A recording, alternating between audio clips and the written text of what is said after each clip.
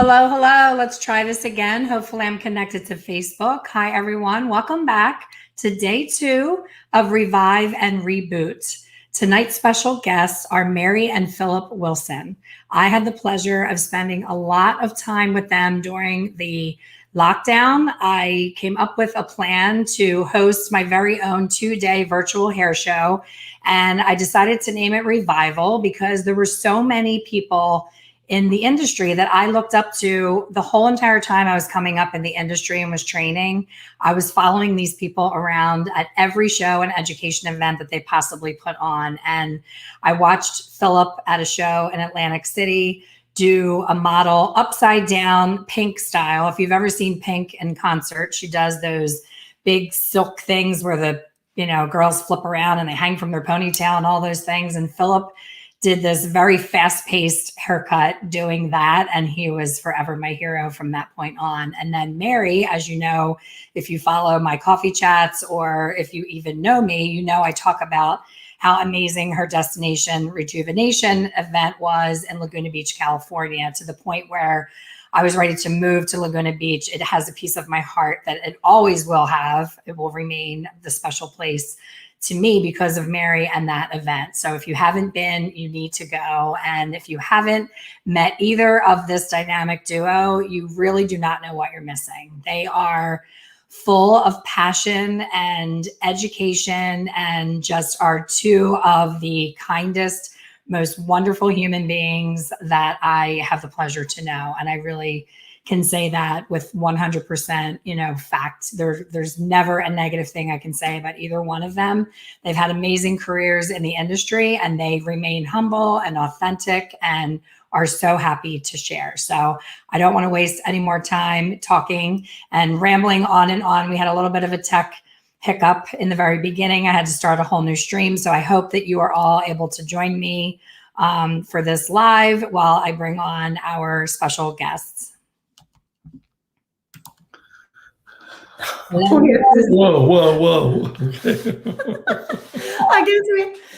I guess we have to sit closer together.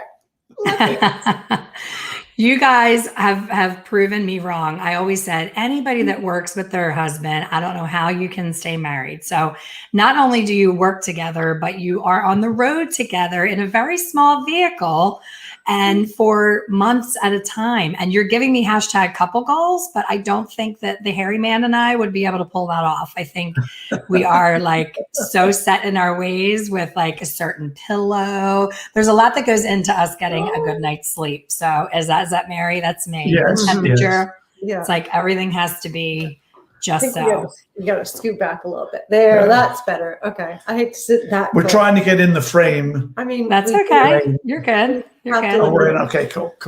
You look wonderful. So I was telling Mary before we pushed the live button that I was having a Britney Spears moment. My hair, I was saying yesterday in my coffee chat, I hate first day clean hair. And not only is this first day hair, it's first hour hair. I washed it right before I came on. And I'm cursing the whole time. I'm trying to make something of it. I'm like, damn it. I just want Phillip to give me that damn shag that I've been asking him for a year and a half now. I'm waiting. You are the only person, maybe Sally Hirschberger and you, maybe 2 of you on the planet that I would trust to give me a shag because I have super fine hair and now menopause has done a whammy on the hair that I do have. And I just want that rock and roll, shake and go. I do have enough little bit of curl that I think I could pull it off, but it has to be cut right. I've tried to do that several times. I was a model for a show and it was like this really textured with all the things and it looked amazing when they styled it. And I looked like I had one extension in the back of my hair. It was so broken at the bottom that I had like little strings hanging and it just collapsed. It was awful. So I am waiting. I will get you one of these days when you're driving around with that amazing little Wilson mobile to give me that fabulous shag. I've got to tell I want you to shag me, baby. Shag me. Yeah. Do I make you horny, baby? Yes, you do. Oh, I can't see it's a lot anything. of reflection. Well, that's okay. She's already yelling at you, Phillip. Oh, Elaine, it's just 24 We're 3 minutes in and you're getting yelled at already. She keeps you in line. That's good. That's why you're still together. Yeah, Mary, although she thinks that she just said that nicely, she didn't, and it was not. It wasn't nice. But talking about that haircut, it's funny because Mary and I have been working today on mannequins and doing all various lengths, and of course the shag, which was originally what was called the coupe sauvage, which was a back in the mid-late 60s with Jean-Jacques Alain was one, and it was created by almost a mistake. And then it went into a early 70s where I forget his name now, but he was a famous men's hairdresser. And when all the guys were wearing their hair like almost like Mick Jagger type looks to it, the shag appeared in its full form. It's a really difficult cut to do, but when you get used to doing it, it's balance. That's the key. And that's why with the method that we have with Wilson Collective, the Wilson method, when you bring those combs together and you hit it, you know that if you've combed it right and you know the balance and the growth, you've got an absolutely brilliant frame for a shag. And that's I loved how Phillip and Mary they were presenters at last year's Revival event, and they're doing it again this year. And I stepped outside my comfort zone because I love you guys so much. Oh, you still have your glasses. I love it. I stepped out of my comfort zone. I had not done a haircut in 17 years when I did your online haircut class. And I forced myself to do it because I could have just said, well, I'll just show up and watch, because that's what I usually do when there's a cutting class. I have zero interest anymore. Now that I became, a color specialist, I was like, I'm done. I'm done cutting. It's not my thing. But I was so glad that I stepped outside my comfort zone because I was so rusty. It was the perfect way for me to experience it as a newer stylist, because any haircutting class is easy when you have experience, because you understand the elevation, you understand the body position. Yes. When you come out of beauty school, Mary and I were chatting right before we came on, and she cut her friend's hair and saying, I just kept cutting and whatever, by feel. That's how I cut the first 7 years of my career. I would just keep going and keep doing this until everything seemed right. And I was very reliant on the chunky notching blending shears, because I created so many heavy lines by feeling my way through it that then I had to go in and chop them out. And to the point where my poor mother, she got highlights from me for the first time, and I misjudged the texture of the hair because I didn't know what I was doing. And I did these big giant highlights, and we were of course in the kitchen. So we didn't know about toners back then. We're talking like 1985. There weren't toners. It was either bleach it or color it, or neither. Well, they had the fancy I was like, tones. The rinse, the Rue rinse, where if she got caught in the rain, it was now on her turtleneck.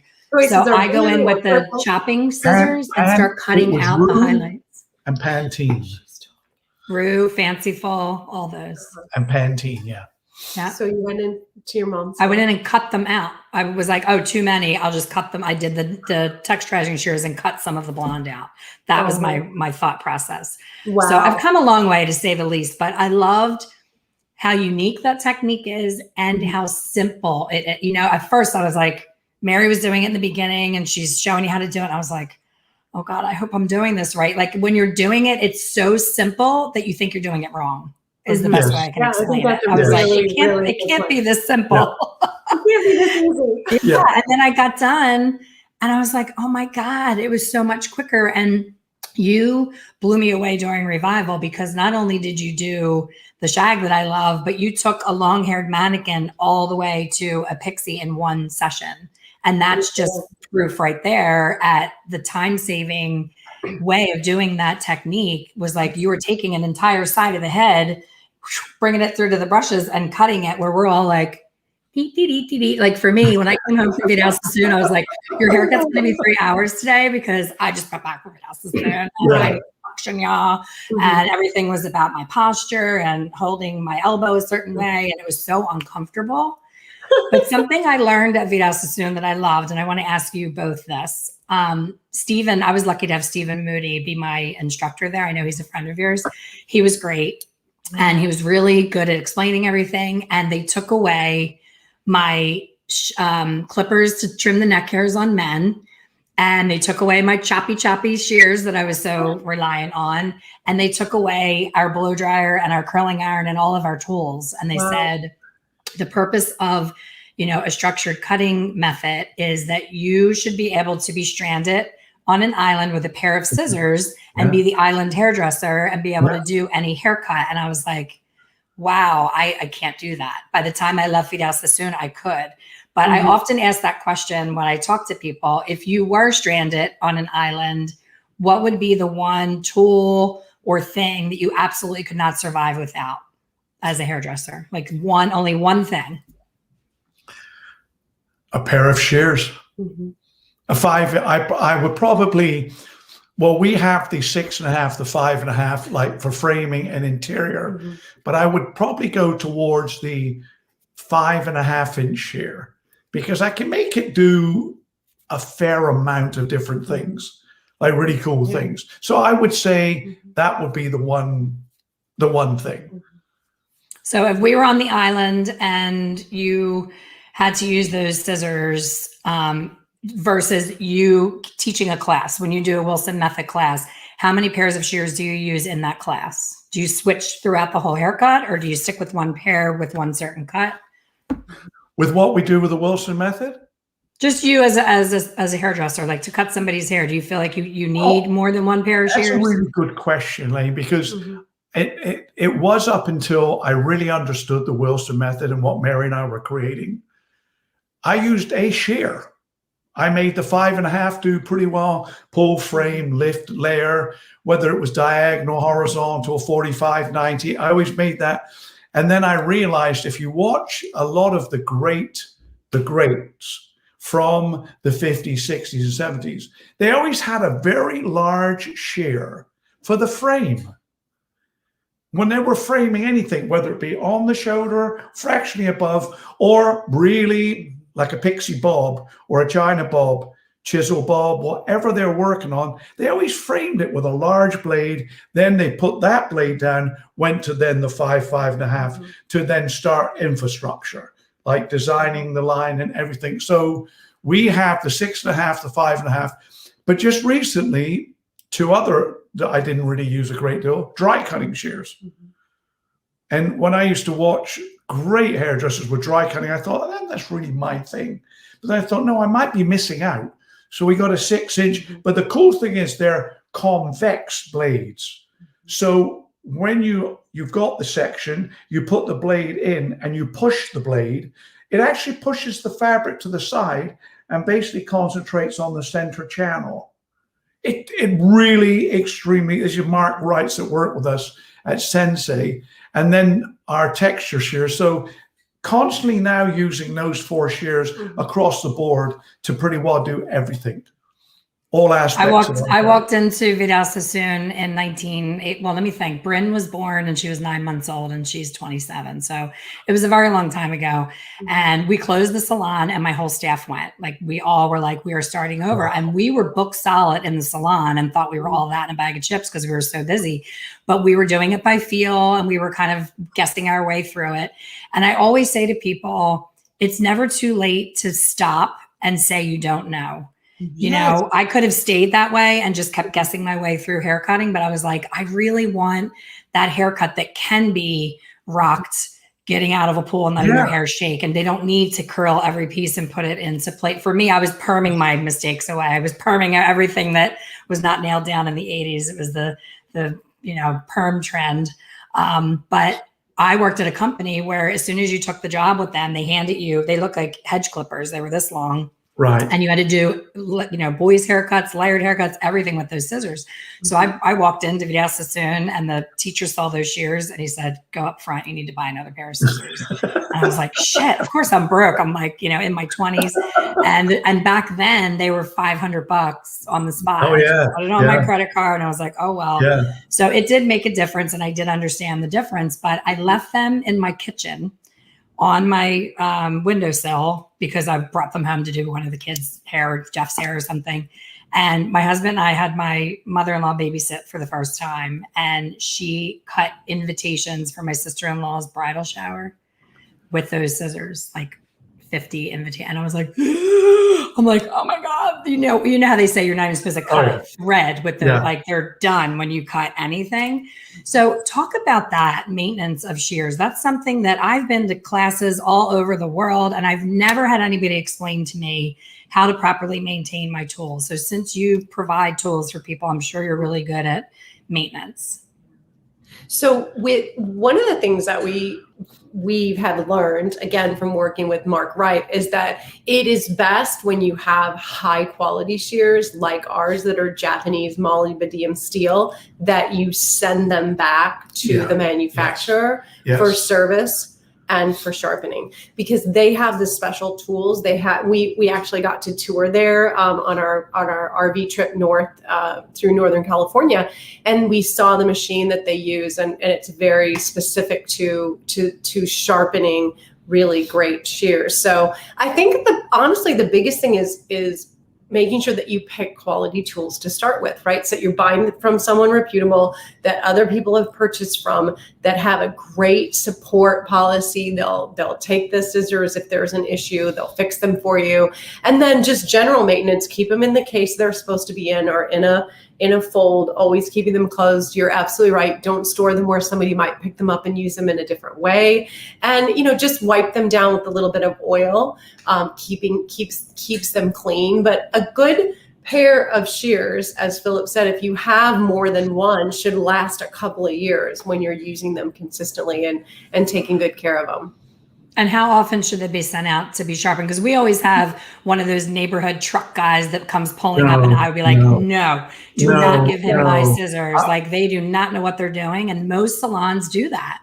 I'm sure I'll have to check the comments. I'm sure people are saying, oh no, I do that all the time, because that's like, a thing. We don't really know what to do. Yeah. And if it's somebody that you trust and they do a good job, then that's okay. But in a lot of cases, you stand the chance of having that shear be ruined because they turn it the wrong angle. So to answer your question about how often, when your shears are starting to get dull, because everyone uses them so differently. It's like, how many cuts a day do you do? How much do when a blade is on a razor needs to be replaced? It really is the same thing. The hair starts to bend. It starts to move the hair instead of having that nice clean. You put 3 pair of scissors together and you try each one of them, you can always tell the difference between the most sharp and the best scissors. I'll give you one little tip that I was taught when very young, and I worked as an apprentice with Teasy Weezy with Raymond, who was the one who trained Vidal.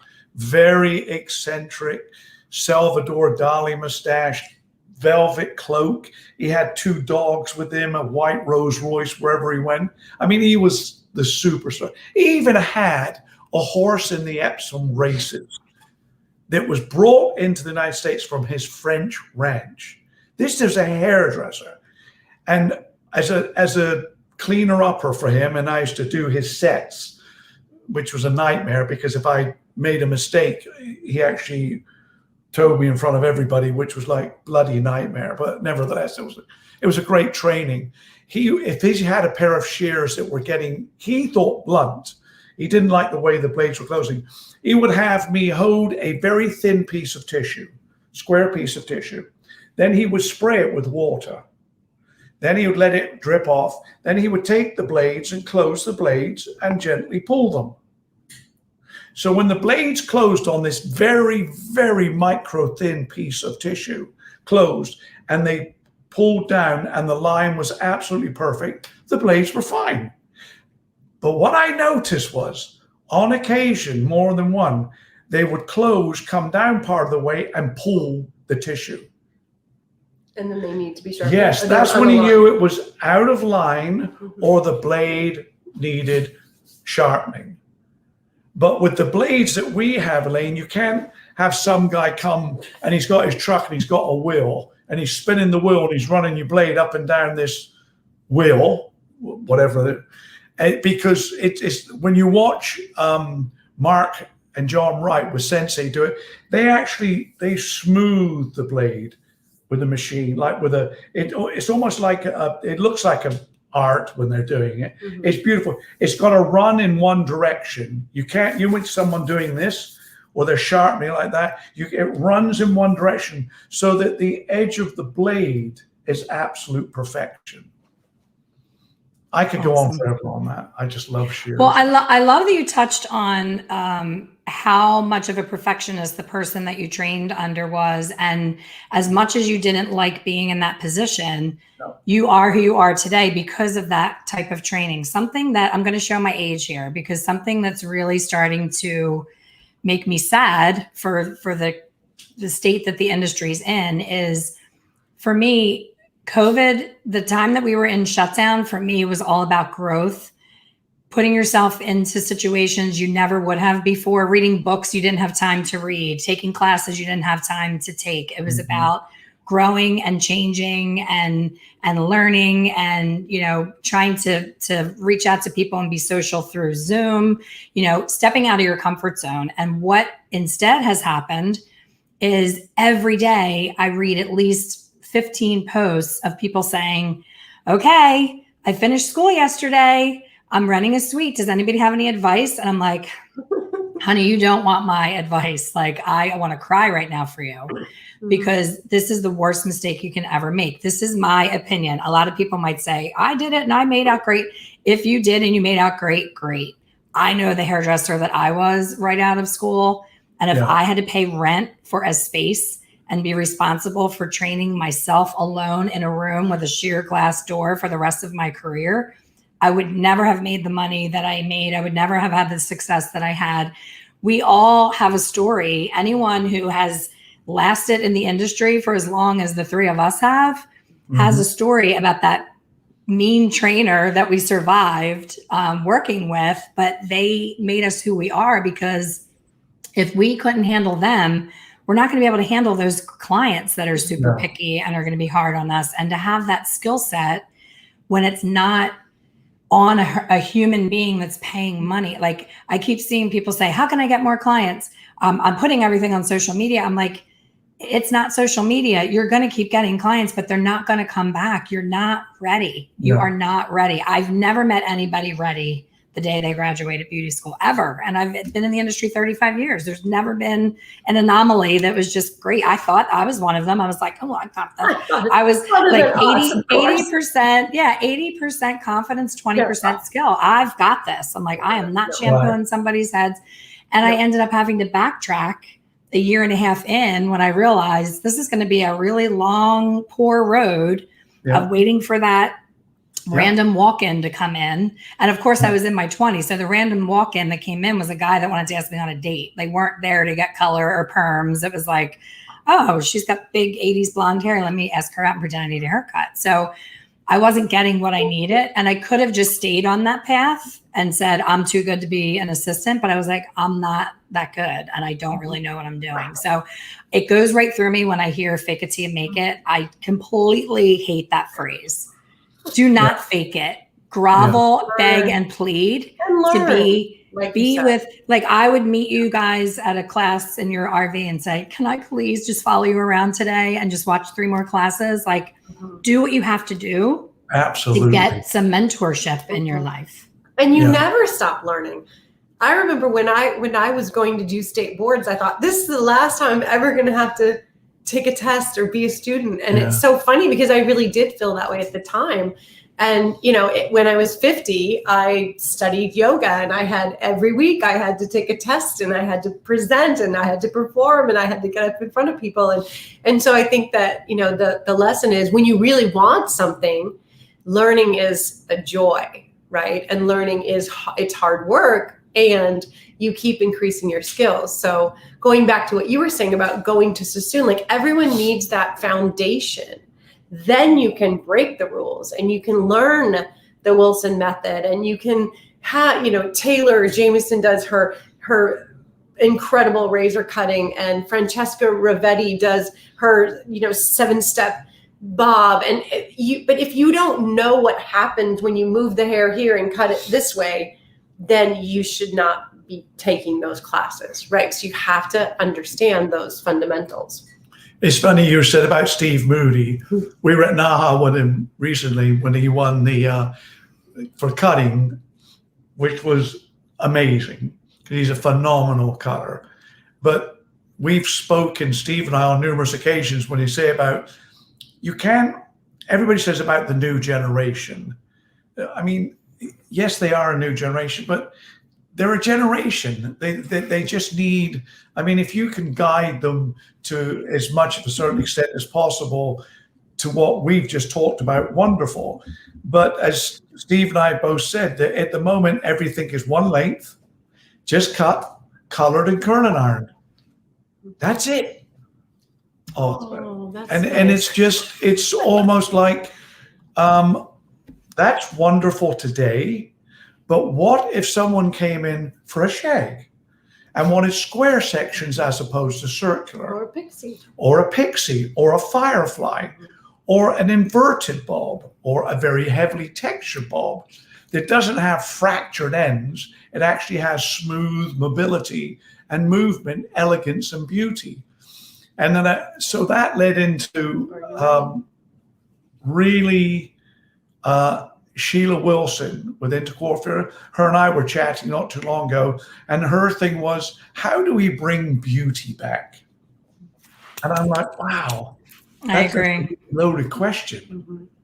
But it's a really brilliant one, because I know they say beauty's in the eye of the beholder, but come on. Give me a break. You've just got to learn as much as you can. Don't limit yourself to a one length, color, and a bob. Find out what all these other things are, because they will come back quickly. Well, I think too, what I have seen happening is people are working on the hair as if it's on a doll stand and there's no face. They're not taking into consideration, you'll see somebody will put a thing up and it'll be the after photo of someone else's color, and they'll say, formula, please. And I'm like, your client could look like Quasimodo with warts on her face and 12 chins. You know what I mean? Like, I need a face. And I'll say, I need a face. I need eye color, skin color, what shape face, because, for me, I have this chin that I don't want to bring attention to. So for me, the brighter highlight is up here. I don't want it right here because I don't want you looking at this. That's on purpose. But I can guarantee people listening right now are like, wait, I was supposed to look at the face, because we're so, zoned in on the head, and we're looking at next piece, next piece, next piece. And especially with cutting, I can't tell you how many times I see one of those Kate +8. Remember when that nut Kate had that haircut and everybody was making fun of her, and then you started seeing it on people, and it was people that should not have that kind of haircut with their jawline, with their neck. Those things need to be considered. And that's why I think I love your education and I love what you do, because you talk about that. And most classes, to your point, right now you go to a class, it's $1,500. They do balayage in foil. They tease the hell out of the hair. They glaze and melt and do all that. They blow it dry. They do beach waves, and they're done. And every single model has the same long hair with the same beach waves. I want to see a beautiful blonde to copper transformation. I want to see somebody utilize the placement of the cut and color to change someone's face and make them look their absolute best. Remember Jose Ibert? Like, you never hear about him anymore, but I was always so wowed by his makeovers because the person actually looked better. When you're saying let's bring back beauty, they looked stunning when they were done. It wasn't just very true. It's transforming. And I think you're so right, because there's two things that I'm seeing a lot of right now. Here was the look someone brought into me, and here's what I executed. And you're absolutely right. It's like, was that the right thing for them? Like, I feel like that there's a little too much maybe now of clients saying, this is what I want. The days of Pinterest, the days of this is, and someone said, I love online, someone said, yeah, and use this filter because that's what they used in that shot. Like, that's not even perhaps a real achievable natural color. And then, as you said, on the cutting side, it's exciting because one of the things we are seeing, though, is people are starting to do some fringe, and they're starting to soften around the face and be willing to go away from post-COVID, be willing to go away from that all one length. So it's exciting. So are you ready? Do you have the skills to take that to the next level? But also, if you get, and this is going out somewhat on a limb, but we used to always, when we had our salons, JP and I, we'd have our young staff saying, oh, what's in Phillip? Because I was the one who did all the training. What's in fashion today? And I go, well, we're training tonight. I'm working on a client now. Well, yes, but she's like, older. I'm talking about what's in fashion. And I hit them with two things. Fashion is what suits the person that sat in front of you in the chair. There is no such, and this is me, this is my personal thing. Whenever I hear people saying, oh, this is in fashion, I cringe. There is no fashion with hair. You can't say this is in fashion. What's in fashion suits the head, texture, facial, and body contour, and manageability of that client sat in the chair. That's fashion. Don't forget lifestyle. And lifestyle. How much time do they want to spend on Not their what's on a magazine cover. That's a 20-year-old girl, the 6 foot, size 1, with long, thick, beautiful hair. Is that in fashion? Yes, that's in fashion. I don't do any of them. on the runway? Yeah, on the runway. Yeah, and she needs a bag of Doritos. She needs exactly. She's hungry.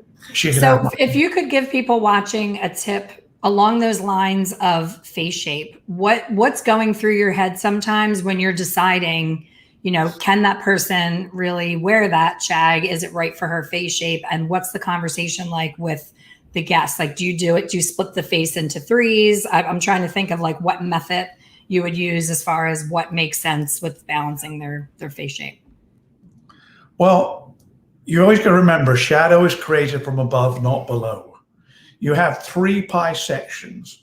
This is how, when we were trained early, you would watch someone who made mannequins. I know this sounds a bit out there, but in Harrods in London, we would watch in the basement a mannequin maker. He would do one, and then they would mass produce them. That's cool.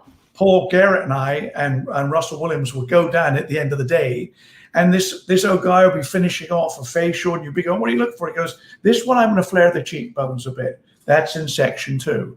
This one I'm going to make the hairline go a little higher, so I get more of a forehead of thing. So that's section 1. I want to drop the chin a little more here and make it more prominent. That's section 3. And the 3 of us are standing there. Now we're on the 5th floor at Harrods in London and meant to be the artists, the top cutters and designers. We're looking at this guy doing that going, what is he talking about? But it registered, oh my God, I get it. It's subdivided into 3 sections. When you focus on that, a client with a round face, allow her to have a form of cheekbone flare, something of more of a projection in the jaw. So you sit fabric on top of those entities. It will give shadow, definition, and flare. That's an artist. That's what we do. And that's what I look for. Those segments, what I can emphasize. I love that, because I think, there's been such an emphasis on charge your worth, you deserve it, raise your price. That's been the mantra and the wave in the industry, but not up-leveling the skill to match the price. It's one thing to say, I deserve it. Yeah. But to have those type of skills and to have the conversations and to take back the power behind the chair. The thing that makes me really sad is to see hairdressers will say, this client wants this, but she doesn't want bleach. And of course I always go to the vagina. It has to go back to the vagina. I'm like, I'm sorry.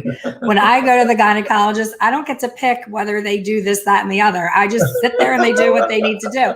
And it's not pleasant. So when did our clients become in charge of whether you use bleach or how do they even know what you're using? It's the only industry that anyone would ever say, oh, okay, I won't use that. Like, no, you have the conversation. You're showing me this picture that, to your point, is filtered and not real. And you're asking me to do that. And my job is to do what's best for your hair. And maybe you've heard nightmare stories about people having their hair melt off, but that probably wasn't done by someone with my amount of experience and knowledge. And I would never let that happen to you. So I'm asking you to just trust me. And I kind of just take it right back. And if I don't get the vibe that they trust me, the service doesn't happen. Right. I'm not going to use, you want me to use the level 8 gold on you so you can be really orange and then you can yell at me? No. So what happened to that? Like, we have the guts to finally raise our prices, but all of a sudden we're these timid little it's like, you know, somebody's ordering off a menu, I'll have a number 6 and we're like, okay. Right. You know? Yeah. Yeah.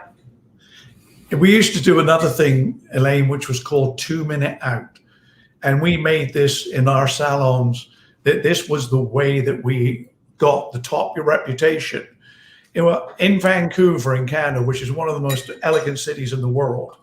Also, because it is that architecturally, it's also some of the wealthiest people you've ever come across.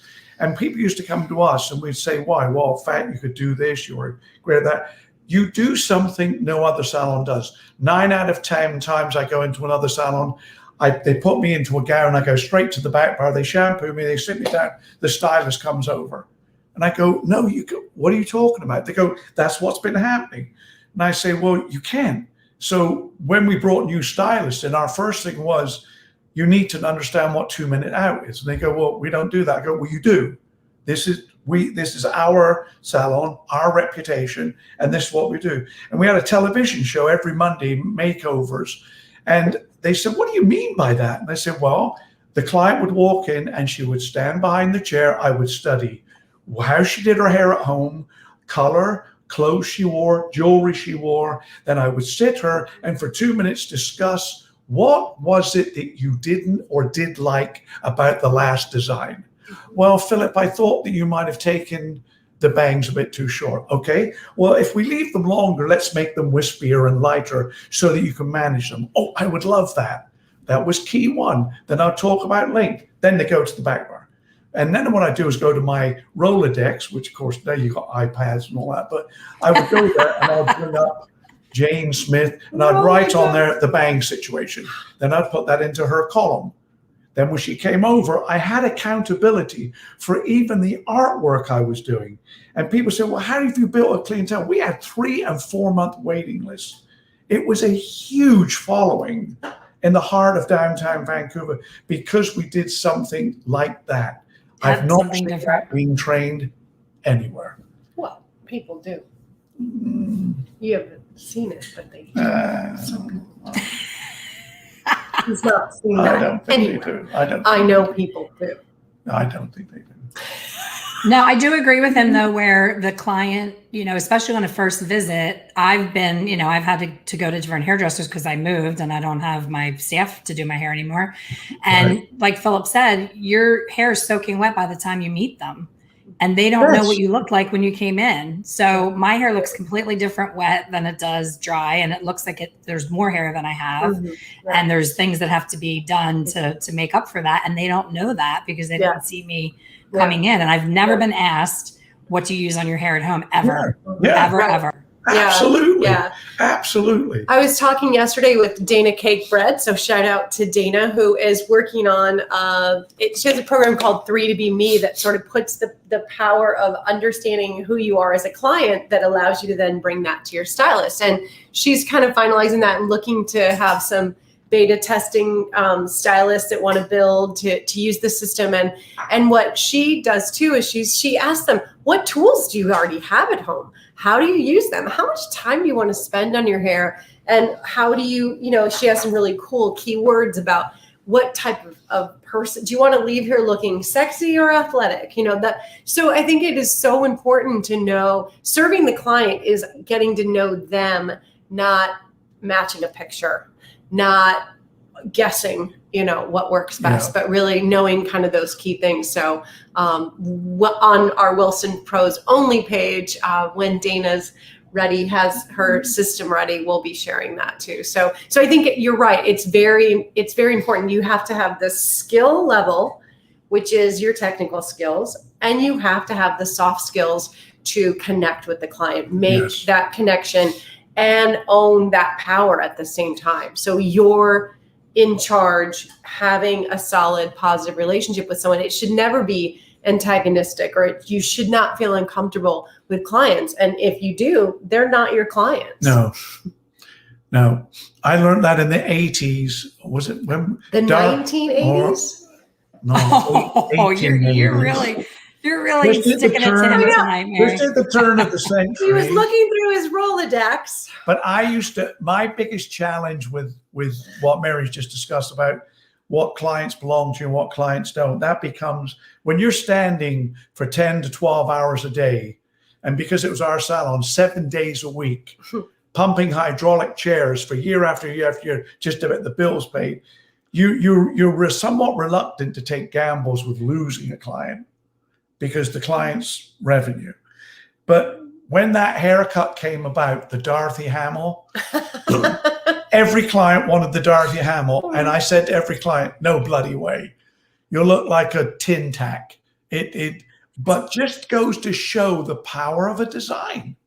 Her haircut was so powerful and as an individual design. Difficult to do. And very difficult. Not for everyone, right? Do you remember the Page Boy? Yes, the Dorothy Hamill made more of an impact because that was what my mom's hair lays the best with that. So when I got back from Vietnam, I was able to do the Firefly for her and give her that Dorothy. Yeah. But I had a client who was a dear, dear friend. She passed, I think like 2 years, maybe it's going on 2 years ago, but we were really close and I did her hair for 30 plus years. I was the only one to do her hair. And she got to meet Barbara Streisand and Lady Di and Nancy Reagan. And she has so many great stories. And she said, you know, I'm at this dinner and I'm meeting all these people and this really nice gal, you know, because Dorothy Hamill was a lot younger than her, this nice gal with beautiful skin and this great haircut. And I said, gosh, I love your hair. What should I tell my stylist that I want? And she's like, you know, she gets on, you know how Dorothy Hamill was real tin. And she's like, it's called the Dorothy Hamill. And she's like, what is it? And she's like, the Dorothy Hamill. She's like, did you say your name's Dorothy Hamill? So I said, you're getting the Dorothy Hamill inspiration from the real Dorothy Hamill. Oh, that was amazing. That is so yeah. cool. Every once in a while, we have a client that just makes such an impact on our life. And that's my favorite part of it. And I think that, you know, like you said, Phillip, the 10-hour days and the pumping the chair up and down and the working that many days. And you start to get into this autopilot groove of like, you don't even know what end is up. And when you can slow down, like that's why I always say, I think there was a lot of gifts in this slowdown because people who like Tracy Cunningham sees 40 plus clients a day. And she says she puts their color on, like she does not have her assistants. I can't even wrap myself around seeing 40 clients in a day, every day, and doing it over and over and over and over again. So she was interviewed recently and was saying she's finally doing a normal day of, 8 to 10 clients. So I think it has shaken us all out of our, autopilot and showed us there is a better way to do things and that we have to stop every once in a while and say, I need to do things differently. This isn't working. And it's the people that are staying stuck in the fear of what happened and kind of like deer in the headlights, like what the heck just happened? I had to be out of work. Oh my gosh, my bills. Like you can really get stuck in this, the slowdown as a negative. But I never did yoga ever until Mary was offering it during the shutdown on Friday mornings. And I was like waking up excited to stretch and feeling better and sleeping better. And we did DR virtually my birthday weekend. I'm laying on my hard floor on a yoga mat doing what I would like to be doing with waves crashing. But what the hell, we did it anyway, right? So I think it made us get scrappy again, where we're like, okay, we can't get together in person, but we can be together. And, when I first started doing virtual education, this was not easy. This conversation we're having in front of other people on 2 platforms. I was like asking everyone that was in the tech world, I'm like, how can I get in front of people on the computer? I can't keep physically being in all these different places, saying it over and over and over. And that's why during COVID, I'm like, Phillip, stop doing that class every week. Let's videotape it and be done with it. Because you do it so great that how great for the person to own that and be able to go back. Yeah. When you're at a live class, you can't say, wait, mister, can you go back 5 minutes? I missed that. No, it's like you miss it, you miss it. Yeah. So there's really been a lot of good that has come out of it, other than your bike getting stolen. I'm so sorry to hear that somebody was mean and rotten, that you were sticking to your fitness with your RV tour and they nabbed your bike. That was last spring. So that was just before COVID. Yeah. It was before. Just But you one of didn't our- let my that or 2020 any circumstance stop you I have a from new your bike, fitness. so. Like you're still doing the bike riding, you're still doing the yoga, you have a new, you're not just stealing his anymore. No, I got a new bike. My friend Neil Dukoff got a new bike, and I bought his old bike. So I have a new bike. Our bikes are in Virginia, so we are excited to reconnect with the RV and get back on our bikes. It's been really hot here in California. So, but yeah, you're excited to get back on your bike, right? Oh, I can't wait. I'm having sleepless nights. You're not a fan of the bike? I do love it. It's very enjoyable. I just press a button. Just turn that motor on. So I love that you guys are getting out in front of people again. And I know how much you miss being in person. Yeah. And you're taking it back old school and doing it in a salon with small groups of people. Yes. And anytime Mary or whoever's doing your posting posts pictures, every single person in that photo they don't know they're getting their picture taken. So it's not posed, I can tell. Like it's action faces, and everyone's smiling again. And when I was doing that technique in my living room, the comb and brush technique, I was smiling again. I was like, I have not done a new haircut in 17 years. Yeah. And it is like riding a bike. You don't forget. But just being inspired by something different and doing it in a different way with a different tool sometimes is all that you need. Anytime I got burned out and felt like every day I was on a damn hamster wheel, the first thing I did is find a class and learn a new technique. And then it was like, happy birthday. It was like, Frosty. Like, it's a new day, a new technique, and you just want to do it on everybody. You're so excited to do it. So sometimes that's all it takes is like. And I think that's an interesting thought too, is that one of the reasons that you learn things new is to create excitement for yourself and to create excitement for your clients, to say, everyone that I know that is really into traveling for education and really invest in that, then they also turn around and they tell their clients, I'm going away in 2 weeks and I'm going to come back with these fresh new ideas. So it's always important to not just execute on the client, but also to tell them why they're lucky to be with you, because you're the person that's incredibly educated. I remember one of the things that I learned from Phillip is that he would always not just talk about what are we going to do today during this experience, but next time you come in, we'll do this. And then the third time you come back, you're going to be at this length and we'll be able to do that. Every time. Painting that picture, Creating that picture for the client of where the journey is going with them is also part of the consultation, part of selling the dream, I guess. We did that as another thing that we trained everyone. What is the next thing for this client? So she just wants little highlights around the front. Is coming into spring, give her a nice skin tone. And you know that when she comes back in 6 weeks, she wants a full head of highlights. Look at it as you're constantly building your little empire. And it's the coolest thing. It's like people say, with your method, I see you do bobs. And I think that's like saying that Vidal just cut bangs. Right. The Wilson method has a million journeys from it. When you say a bob, do you know how many things are called a bob? Anything that leaves the shoulder is a bob. Until it gets up to here. Yeah. So there's a dozen haircuts in between that. And then when you get into, short pixie bob, China bob, then you get into firefly and pixie. The Wilson method, as you said with the last time, we take people on a journey of length to pixie, all with the Wilson method. There is not one design within our techniques. There's a multitude. But the thing is that people will say, I don't know, that looks a bit too, I say scary, because that's what we were in the original time of Sassoon, scared. We were all scared because he would come up and say, do one side for me in a stack bob. I want to see your line. And you were scared to death. But what was it doing to you? It was making you an absolute perfectionist of what you do. So don't be scared of it. Just add it to your portfolio. And do you ever turn someone down if they're asking for something really that is not for them? Yeah. Oh, I have on numerous occasions. It's better than having them cry. Yeah.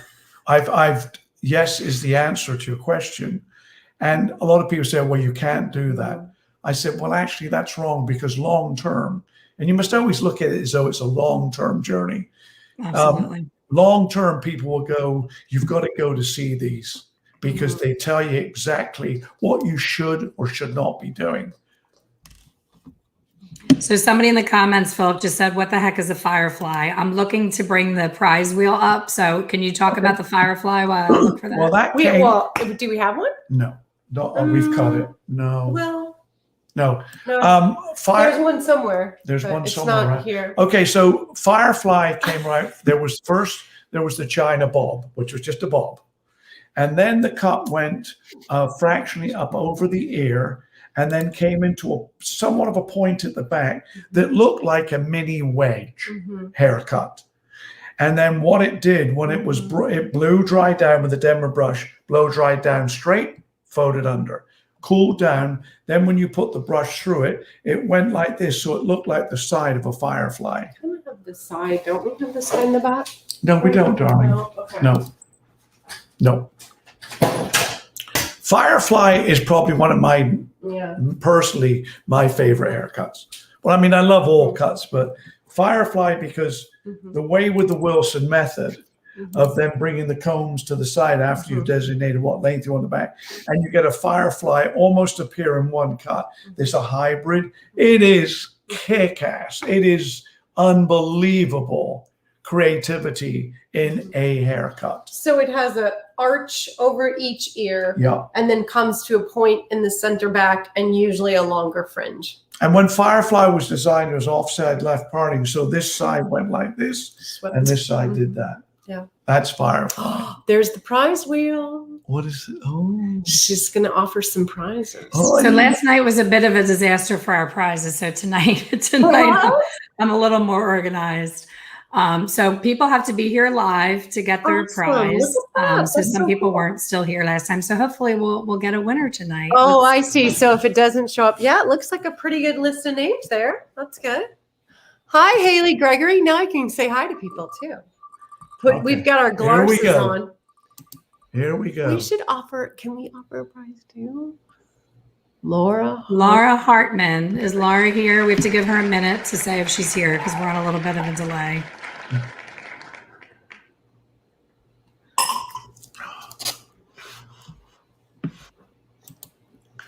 I can't see anything. Why not? You have glasses on. Why can't you see anything? You're so funny. You really can't see that?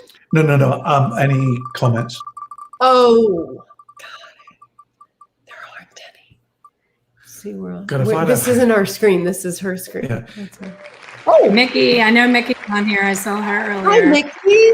Oh, we just clicked on the comments. Wow, look at all those comments. Misty's here, and Donna's here, and Lori's here. Laura. Yay, Lori. Julie. Murray. Oh, hi, everybody. Donna. Paula. Maria. Pamela, wow. Donna. Hi, Donna. Donna said Laura is here. Wow. Donna's helping you out here. Elaine, look at all these people. So what are the prizes, Elaine? Tammy Dorsey. We have Mickey. Tammy. Laura. What was Laura's last name again? Laura Hartman. Hartman, wasn't it? Yeah. She said, I'm here. Laura Hartman. And Simone. Tammy. Whoop.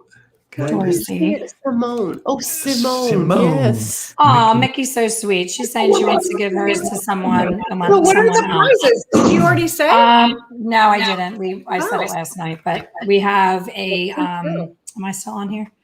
We have a rose gold highlighting set. That's the 25th anniversary edition from Product Club. That's one of the prizes. We have my Shades EQ cheat sheet laminated for inside your color cabinet. It gives you all the bases of the color with little tips. That's one of the prizes. And we have the wonderful hairstylist inspiration deck from last year. So we have those. Oh, I love that. I love that deck. And we have a Wella Clara white hat is one of the prizes. And tomorrow night, we're going to put on the wheel people's names who attended all 3 nights live and stayed till the end. So it's going to be a smaller amount of people. And we're going to give a free VIP ticket to our revival event on the last night. So if you were here last night and you're here tonight, try your best to be here tomorrow night, because you're going to have a really, really high stakes chance of winning a free ticket to revival. Yes, thank you. So congratulations to the winners. What I'm going to do is, because a lot of people on here already have some of the prizes, I'll reach out and make sure that I give you something you don't already have. So it's one of those things. Sure, you can add one. Okay, so we'd like to add a set of combs and brushes, and the November, I want to say 6th, I have to be specific about that, and I will follow up, Wilson Method, Introduction to the Wilson Method Haircutting Workshop. What? On Zoom. Oh my, valued at $75. $75. $75. So a lot of people are saying my name's not on the wheel. That list doesn't stop at Leslie. It goes all the way down. There's 166 names. So wow. You are on there if you signed up. You had to click that Teresa White. Yay, Teresa. Teresa White. We don't already Lori know. said it. OMG, I need the combs and brushes. Is Teresa here? We have to make sure Teresa's here on live. Teresa. Okay, let's do one more. One more. This is too much fun. I love that wheel. So you're giving two. Is that okay? Oh, wait. Let me conference with my partner. Put your hand up. Well, let's make sure that Teresa's here live, because you might be giving this to someone else. Teresa. Come on, Teresa. It's like the price is right. Come on down. Registered to be part of your 3-day event. Got it. I think you should do. They must be present to win. Okay. Kristen Jones. Did we hear from Teresa? I don't know. 5:59. Donna says, "Pick me." People are just saying, "Pick me." I know, that's what they were saying last night. They're like, I'm here. I'm like, we have to be fair. We can't just pick it randomly. It has to be a spin. All right, we're gonna spin it again for the okay. Lori, hi, Lori. You guys are so cute. I think they mean me. I think they mean Elaine and I. Don't mean you. Jacqueline Smith, Charlie's Angel. Is Jacqueline on here? Jacqueline Smith. That's good news. Jacqueline Smith says, me. She got it. Oh, yay, Jacqueline. Oh, she is here. Good. Yay, that is fantastic. I got it still going. Hi, Mary. Thank you, Phil. Thank you for that. All right, awesome. And thank you for adding that prize. That was exciting. You are the worst. Look, Lori says, hi, Mary. Thank you, Phillip. Would love to get more information on the Wilson method. Yeah, okay. I was going to say, if anybody has any questions, well, first of all, the Wilsons are coming back to Revival, because Revival, I have to give a shout out here. Revival would not have been the success that it was without the Wilsons. The Wilsons gave little old me street cred when I needed it.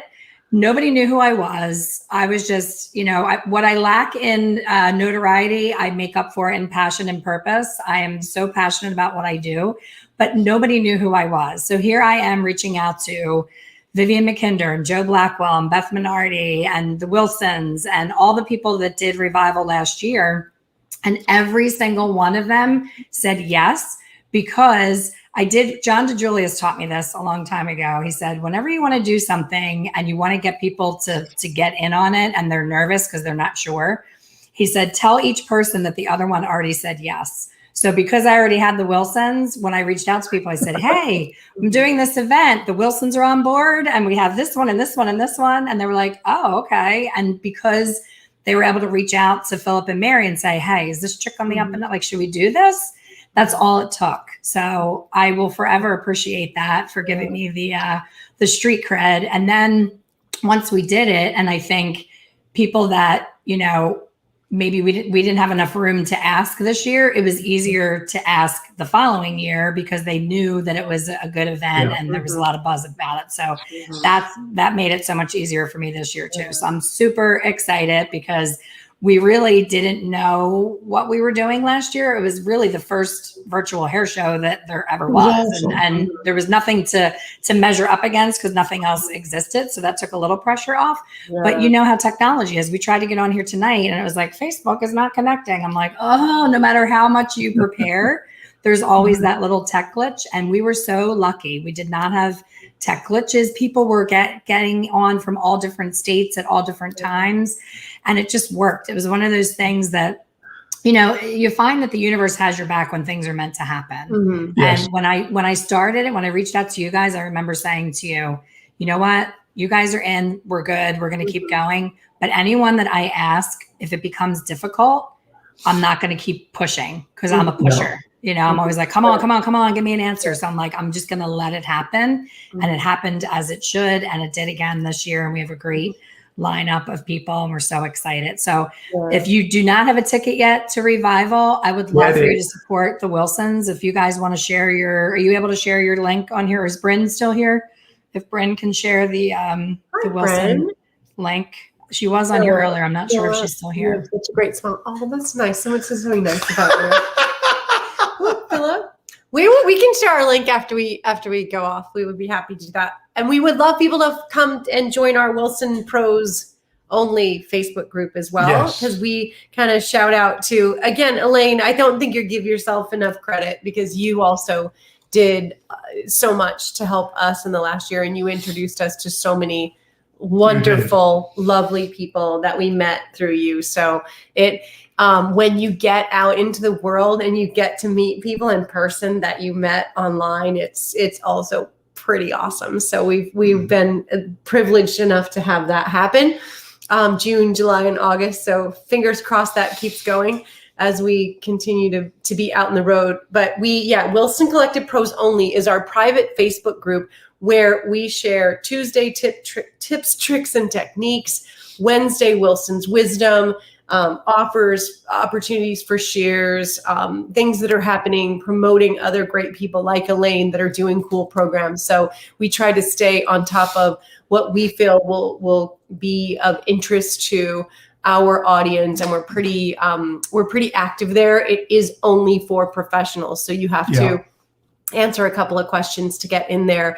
Maybe somebody who is already part of our group will share that in the comments. But we are incredibly grateful to be asked to be back and be part of Revival again. Fingers crossed, we're hoping to have a live model, that's something that will be cool and available for us in October. Sharing the Wilson method and our bonus material is what we were shooting all day today. So we're going to have most commonly asked questions about the Wilson method. Why, how, what do people ask us as they start to learn it? And then also a segment on creating fringe, because we were talking about how popular that is. So thank you. Thanks for having us. You can tell that Phillip has been Americanized because he says bangs now. And I know the British don't say bangs.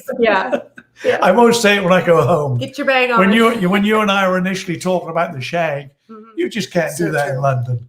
Yeah. That just wouldn't work.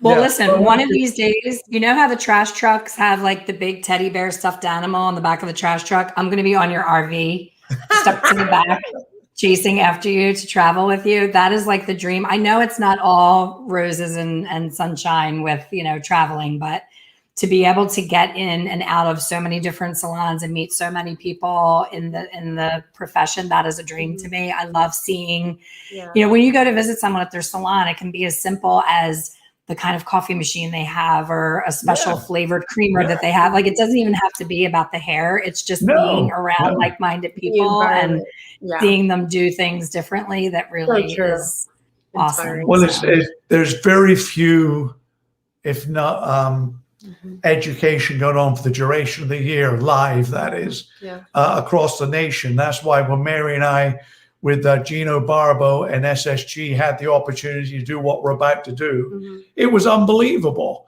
I mean, it is just, the response is absolutely phenomenal. We have to be careful and, of course, but like I said, the response has been absolutely amazing. And back in the truck and doing it, it's just, someone said it's like grassroots with new technology. Nice. So people want to be in person tomorrow. We fly to Virginia tomorrow. Cindy has been watching our RV for our Cindy and our Mike for the last month, and so we connect with it. We'll drive to Georgia. We have 2 weeks of classes in Georgia, so we actually have 5 classes over the next 7 days, and we'll be hanging out in Georgia. Then we're going to Birmingham and then making our way through the Memphis area down to the Dallas area. So we get to see as many friends as we can. And then we're making our way back to California for Revival. Nice. Very nice. Can't But wait. also, I want to give a shout out. I see Joe Santee on here. I love him. Joe. Oh, is Joe on here? I didn't see Yeah, that. Joe's on. I just love Joe. Hi, Joe. He's a Joe great. is also joining us for Great Revival this inspiration. year. We have Yes. Joe. We have Dr. Lou. What? We're bringing Dr. Lou out of retirement. Which Doc anytime Lou. that anyone can hear him speak is the greatest blessing ever. You're talking about Dr. Lou? Oh, Joe you're talking about too. me. No, well, Oh, I okay. always say that about you too. No, Dr. Lou. Of the famed Dr. Lou Lasansi. No, you always say that about me, Mary. Don't start lying now. Well, I love you, but I I know you really love Dr. Lou. All right, you're stirring people up here. Everybody's excited. They want to know where in Birmingham. They want to know where in Georgia.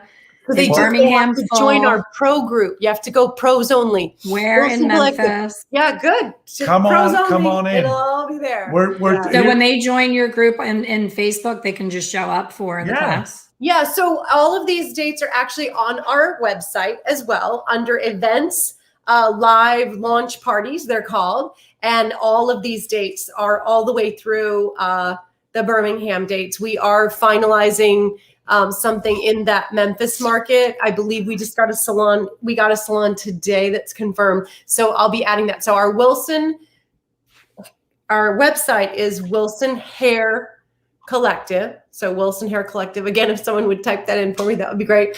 And wilsonhaircollective.com, the events tab, and then you go to live parties and all the dates are there. And you click RSVP. Yeah. How many people do you want to bring? And you're in.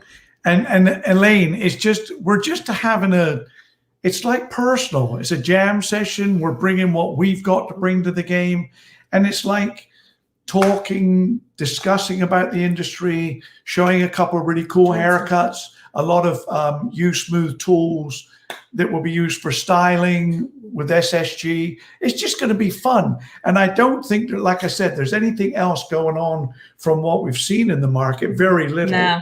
So this No, is how very we're little. right. Yeah. So this is how we're going to end our year off is in Alabama and Georgia. Well, we're going to end our year off with Yeah. Revival. Why'd you just do that? Because your She hates your ring light in the glasses. She's Thank looking out you, for you, Elton Elaine. John. There's You a look like glitter. Elton with I want a people to see your beautiful. alien ship landing on your Elton glasses. There you go. My buddy, Yeah, buddy exactly. Steve Statlin's on. Steve's and he on will here. I not saw allow that. you Yeah. to be abusive to me. Steve, I know, stick up I'm to trying Phillip. to He's make getting you look abused. better. Yeah. I'm trying to make Between you Joe better. and Steve, they'll sort you You gotta guys keep out. your head down, Mr. Wilson. Oh, show my hairline. I which guess is in when my you have crown. giant glasses, it's kind of hard to avoid the glare. isn't I've it? got giant eyes. I need giant No, you do glasses. not. I've run out. I like watching him pet his little Oh, that happened. Oh, Okay. yeah. it's like his binky. It's like his little Yeah. Exactly. Blanky. Like, It's when someone says to me, "So, what do you think of this?" And I'm like, "I don't know." And they go, "Well, I can tell that you're really thinking about it." I go, "What's that?" They go, "You stroke your goatee," and it's a habit. the habit. It's if anybody wants to discuss with me their habits, I'm wide open. Listen, I had the same goatee before we came on. I had to sit here with the tweezer. Yeah, when you and I start stroking our goatees, it's time to The whole no time longer- on my computer, I'm like this, and I'm like, wait, I gotta hold my finger on here so that when I got in front of a mirror, I can find it. My husband's like, how many of them are there? Like, it depends on what day it is. It's time for a waxing instead of a tweezing. I need to thread. I like to do the Yeah. thread because it gets all the randos that you don't see. That sounds Yeah. But great. you know what, It's Elaine? very painful. What you did Is it? with Revival last year and you're about to do again, like hats off to you. It's a lot of work, but you do it so beautifully, and it is really personal, very cool Fun. couple of days. It was fun. It's fun. It was Everything we've been to Yeah. is so bloody serious. Yeah. And everybody's like, "Oh, what's this manufacturer's that?" With us, it's just us. And it's Yeah. awesome. It's about the connection. I love the Yes. connection. And we're going to have a little more of that this year. We're going to have more breakouts where the actual I saw attendees that. will get to know each other. And Yeah. that is going to be, it'll be like our New Year's Eve thing that we did where everybody Yeah. And went it's into got, those little things. you get to where you look Yeah. for people. I still, even myself, like David Kinnison, who's become a real good buddy of Mary and I look at David as, I even approached him, and people find it strange to go, well, where do you find your inspiration? What are you doing? It's not inspiration that you find. It's just like, where do you go next? And listen to people. Don't just put a wall up and say, I've been there, I've done that. No, you haven't. No one's done that. Everyone, with David, I listen to him. I watch his facial expressions, and I think he's very inspirational, and I draw from that. So to continue the journey, you can't just say you've seen it and done it, because that means you've shut down. Absolutely. And I need you to work on him for next year because his name did come up a lot, but we were already full with all of our slots. So I would love to have him next year. Yeah. People have said he's a really good educator. Yeah. Yeah. Awesome. And well, this was fun, and we gave prizes, and everybody got to know the Wilsons. So what you see is what you get. They're this much fun, even when they're teaching. We have a lot of laughs. Like Phillip said, it's not a stale PowerPoint, boring presentation at all. He is very particular about the color that's on his doll heads. Like I never even thought of that when you're doing a haircut class. He's like, oh no, I have a certain colors that I want to do my mannequins to make sure the color is beautiful. And I was like, wow, that's really amazing to be that detailed when you're working on a doll head, because we all just take the doll head for what they look like and just, you know, kind of do our thing. So I love that. And you guys are going to be getting a regular one this year. Yeah, that's right. We had really cool color last year. You did. Yeah. We'll be on the road. We'll have to see. We might have regular. Now that makes me think, oh, we have to step up our color game. Well, unless Sue Pemberton's in the mood. Maybe Sue would like to if Sue's in the mood. If our friend Sue is willing. Yeah, then we're okay. Depends on how quickly you get that mannequin to us, Elaine. Yeah, she said they're going out tomorrow. If you put in the name that you want, like as long as you were on that list, they're going out tomorrow. So you should get them. Actually, well, it'll be at your house, right? So that's okay. You're going to be back there. You don't know? Yeah, we're going to be back there, but probably right before. So we might not have special color this year, but we'll do something. That's okay. We'll color. Oh, wow. Maybe Elaine will color it for us. It's going to our house. It's going to, hey, I can go to Laguna and pick it up. Yeah, you better fly here and do the Darn, I have to go back to Laguna. You could host from here. That would be fun. Hey, I could be the model and get the shag. I wish I could host from there. Oh, you could be Phillip's model. Oh, I'll definitely give you a shag. Oh, yeah, I want both. I want the Phillip shag and the Phillip shag. I'm not sure that's what he meant, Elaine. Both shags. I didn't mean that. I meant something else. You know I what want I mean, both. baby? I want both, baby. So we'll keep Mary busy. Please cut my hair first. We'll keep filling Mary's little revival cup up with some alcohol, and we'll have some alone time. Oh my gosh, that's so funny. Well, thank you, everyone. Thank you, Wilsons, for taking this time. They were filming all day. So we're doing something different this year for Revival. Yeah. We did physical swag boxes last year, and it was so crazy in my house. It looked like a factory warehouse. And, you know, it was a great swag box, but I thought I want longer lasting swag. I don't want, you know, a water bottle or a journal or something that you're going to put on a shelf. I want you to have that memory of that education. And because each presenter has one time slot, people are like, I want more. Like tonight, people are like, well, tell me about this and tell me about that. And they want more. So we said, you know what, this year, instead of physical swag getting mailed to everybody where the, you know, boxes were coming back to me, not deliverable, wrong address, all that, we said, let's do a really kick-ass additional bonus library. So we have some people on here tonight, like Donna Roggio is doing a bonus item about financials.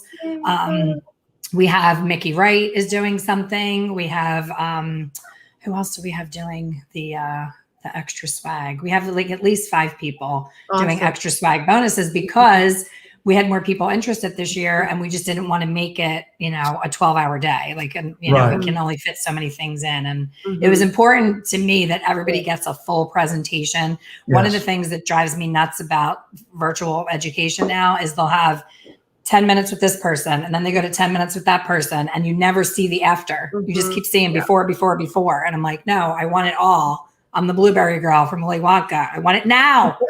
I want it all. So we get it all in Revival. So Wilson's, support Wilson's by using their link. They're going to share it with you. If you haven't bought your ticket yet, buy it from the Wilsons.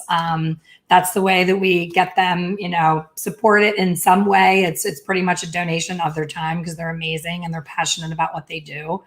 And they love it and we love it. So it's nice for them to be supported by you and buy your ticket through them. So thank you guys. Thank you so much. Yeah, they need money for snacks on the road. Thank you for doing Revival again. We can't wait. We'll be there and back and see you all in October. And Elaine, shag you later, baby. Shag you later. Bye, everyone. Have a great night. Awesome response. Awesome.